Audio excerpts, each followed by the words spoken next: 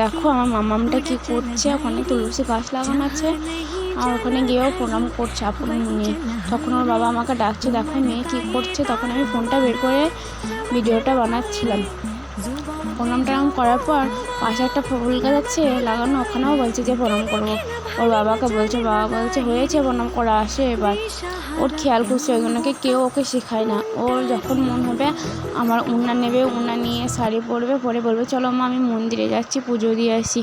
মা দেখো নাও পুজো দেওয়া হয়ে গেছে, প্রসাদ নাও, তাই বলবে।